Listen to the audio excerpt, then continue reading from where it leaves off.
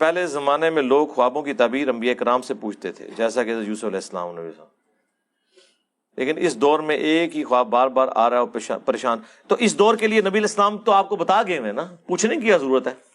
کسی حدیث میں نہیں ہے کہ خواب آئے تو نکل پڑو پوچھنے کے لیے. کوئی ہے ایسی حدیث؟ حضور کو پتا تھا لوگ کمائی کریں گے اس کے ذریعے. آپ نے آپ کو پیٹ رول بتا دیا. بخاری مسلم کی حدیث ہے، خواب کی 3 قسمیں: اللہ کی طرف سے، شیطان کی طرف سے، اور نفس کی طرف سے. اور اس میں فرمایا کہ اگر برا خواب دیکھو تو کسی سے ذکر نہ کرو اور بائیں طرف 3 دفعہ تھوک دو. وہ فزیکلی تھوکنا نہیں، بس ایسے کر دو. That's all. تعبیر پوچھنا نکل پڑو، یہ تو کہیں نہیں لکھا. رسول اللہ کے زمانے میں چونکہ ایک وحی کا سلسلہ جاری تھا، نبی علیہ السلام کو اللہ تعالیٰ وحی کے ذریعے بتا دیتا تھا. آپ کو ایک علم سکھایا گیا تھا. حضرت یوسف علیہ السلام کو بھی خوابوں کی تعبیر کا علم سکھایا گیا تھا. یہ علم اس طرح ٹرانسفر نہیں آگے ہوا. ایک ہی خواب کی کئی تعبیریں لوگ بیان کر رہے ہوتے ہیں، اندازے ہی ہوتے ہیں. زیادہ تر تو وہ بادی چیزیں کھا کے ہی وہ خواب آ رہے ہوتے ہیں. جو پیٹ خواب ہیں وہ تو بہت کم ہوتے ہیں. ٹھیک ہے، وہ نبوت کا 46واں حصہ ہے. بخاری مسلم میں حدیث ہے، میری وفات کے بعد اب غیب کی خبروں میں صرف خواب باقی ہے. میں نے پچھلے دنوں بڑی تفصیلی ویڈیو نبی علیہ السلام کو خواب میں دیکھنا، خواب میں دیدار مصطفیٰ، تفصیلی ویڈیو خواب کے حوالے سے ہر چیز ریکارڈ کرائی ہے. یہ تعبیر کا علم آپ ڈیفینیٹلی بتا ہی نہیں سکتے. بخاری مسلم میں حدیث ہے، ایک صحابی نے خواب دیکھا، نبی علیہ السلام کے پاس آ کے بیان کیا تو حضرت ابوبکر نے کہا یا رسول اللہ اجازت دیں میں اس کی تعبیر بیان کرتا ہوں. وہ میں نے کربلا والے ریسرچ پیپر میں خواب ڈالا ہوا ہے، کاش حضور بیان کر جاتے. ویسے تو ہمیں بھی اس کو دیکھ کے اندازہ ہو رہا ہے کہ کیا ہوا ہے، ہم نے تو کسی حد تک اس کو بیان کیا ہے. تو حضرت ابوبکر صدیق نے جب بیان کی تو انہوں نے کہا یا رسول اللہ میں نے ٹھیک تعبیر بیان کیا. آپ نے فرمایا کچھ ٹھیک ہے کچھ غلط ہے.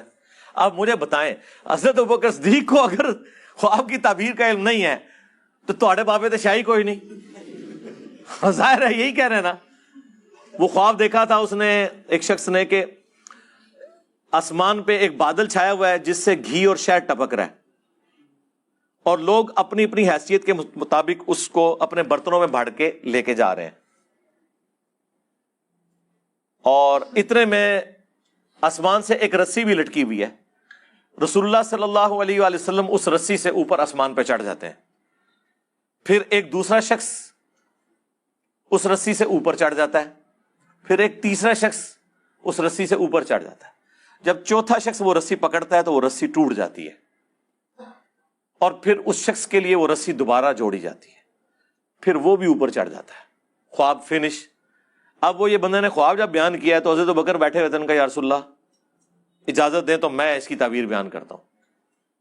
ان کا یا رسول اللہ یہ جو آسمان سے گھی اور شہد ٹپک رہا ہے نا، یہ اللہ تعالیٰ کی طرف سے جو وحی اور دین ہے، اور لوگ اپنی حیثیت کے مطابق جس کا جتنا ظرف ہے وہ دین میں سے لے رہا ہے.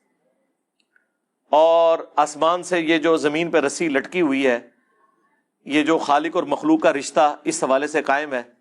رسول اللہ صلی اللہ علیہ وآلہ وسلم اس رسی سے اوپر چڑھ جائیں گے، یعنی آپ کو موت آ جائے گی. اس کے بعد ایک اور شخص جو آپ کی جگہ پہ ہوگا وہ بھی اوپر چڑھ جائے گا، کیونکہ اس میں وہ ان بندوں کے نام نہیں ہے نہ ان کی شکلیں اس بندے نے دیکھی تھی. پھر ایک دوسرا شخص بھی چڑھ جائے گا. جب تیسرا چڑھے گا نا، ٹوٹل گنتی میں چوتھا، لیکن نبی علیہ السلام کے بعد جو تیسرے والا ہوگا تو وہ رسی ٹوٹ جائے گی. پھر اس کے لیے اس رسی کو دوبارہ جوڑا جائے گا، پھر وہ بھی اوپر چڑھ جائے گا. پھر حضرت بکر نے کہا یا رسول اللہ میں نے ٹھیک تعبیر کی. آپ فرمایا کچھ ٹھیک ہے کچھ غلط. انہوں نے کہا یا رسول اللہ آپ کو میں اللہ کی قسم دیتا ہوں اس کی صحیح تعبیر بیان کریں. آپ نے فرمایا مجھے قسم نہ دو، اور آپ نے تعبیر بھی بیان نہیں کی. لیکن ظاہر ہے وہ کلیئر ہو گیا تھا کہ نبی علیہ السلام اوپر چڑھے، اس کے بعد سیدنا ابوبکر بھی چڑھ گئے، حضرت عمر بھی چڑھ گئے، لیکن حضرت عثمان کے دور میں وہ رسی ٹوٹ گئی. یعنی جو آسمان اور زمین کا رشتہ تھا نا، اس پرفیکشن کے ساتھ جو پہلے 2 خلفاء کے دور میں تھا، جو خلافت محفوظہ تھی سیدنا ابوبکر و عمر کی، وہ خلافت مفتونہ بن گئی بعد میں، یعنی فتنوں کا دور. پھر اس شخص کے لیے رسی کو جوڑ دیا گیا، یعنی اس شخص کی شہادت جو ہے وہ ان غلطیوں کا کفارہ بن گئی جو ان کے دور خلافت میں ہوئی. اللہ نے ان کو اس تکلیف میں ڈال کے ان کو پاک و صاف کر کے اوپر اٹھا لیا، اس کے لیے وہ رسی جوڑی گئی. سمجھ آئیے آپ کو بات کی؟ بخاری مسلم میں حدیث ہے نا کہ انسان کو کوئی بھی دکھ درد اندیشہ، حتیٰ کہ پاؤں میں کانٹا بھی چبھ جائے تو اللہ تعالیٰ اس کے بدلے بھی اس کی غلطیاں گناہ معاف کر دیتا ہے. یہ ساری حدیثیں میں نے کربلا والے ریسرچ پیپر میں ایک ترتیب سے ڈالی ہوئی ہیں حضرت عثمان کی شہادت کے اسباب. تو میرے بھائی اگر حضرت ابوبکر صدیق صحیح تعبیر نہیں بیان کر سکے تو آپ کے بابے بیٹھ کے کون سی تعبیریں بیان کر رہے ہیں؟ ابن سیرین کی طرف وہ کتاب الرؤیا ایک منسوخ کی ہوئی ہے، مارکیٹ میں ہے، لے کے بیٹھ جائیں کسی جگہ آپ دکان کھول کے تعبیریں بیان کریں۔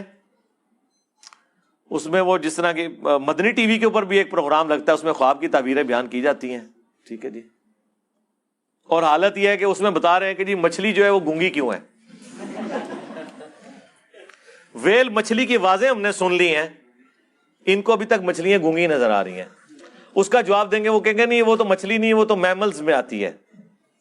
تو پھر انہیں بتائیں، بخاری مسلم میں حدیث ہے، ایک سفر کے دوران ابو عبیدہ ابن جرح لشکر کے امیر تھے، نبی الاسلام نے بھیجا، تو وہ کہتے ہیں ہم پہ فاقہ آ گیا، تو اللہ تعالیٰ نے ایک بہت بڑی سمندری مچھلی جو ہے وہ سمندر کے کنارے پھینک دی۔ وہ بعض اوقات ہو سکتا ہے وہ نیچرلی آ گئی ہو، آ جاتی ہیں بعض اوقات، ضروری نہیں کہ معجزہ ہی ہوا ہو، نیچرل بھی آ جاتی ہے۔ بہرحال وہ کہتے ہیں ہم کتنے دن اس کو کھاتے رہے، اور جب اس کی وہ جو ڈھانچہ جوڑا گیا تو ایک اونٹ سوار اس کے نیچے سے گزر جاتا تھا۔ اونٹ پہ بیٹھا ہوا شخص اس کے نیچے سے گزر جائے، اتنا بڑا اس کی آپ سمجھ لیں جو ڈھانچہ تھا، تو وہ ویل مچھلی اتنی بڑی ہو سکتی ہے۔ ویل مچھلی آپ کو پتا ہے نا، اٹلانٹک میں اور پیسیفک اوشن میں اتنی بڑی بڑی ویل مچھلیاں ہیں کہ 11 ہاتھی ہونا افریقن اس کے برابر ایک ایک ویل مچھلی ہے۔ اب اتنی بڑی ویل مچھلی تو وہ ویل مچھلی ہو سکتی ہے، اور کوئی مچھلی اتنی بڑی نہیں ہوتی ہے۔ تو اس سے یہ بھی ثابت ہو گیا کہ ویل مچھلی حلال ہے۔ حنفیوں کے لیے یہ حدیث بڑی مصیبت ہے، وہ کہتے ہیں ہو سکتا ہے کوئی ایسی مچھلی بھی ہو۔ ہاں آپ بھی تلاش کریں، میں بھی تلاش کرتا ہوں۔ انہوں نے کیا سی نا کراچی دے مفتی نے کہ ہو سکتا ہے اس میں اشلی تھانوی والے بعد میں بھی کوئی حکمت ہو۔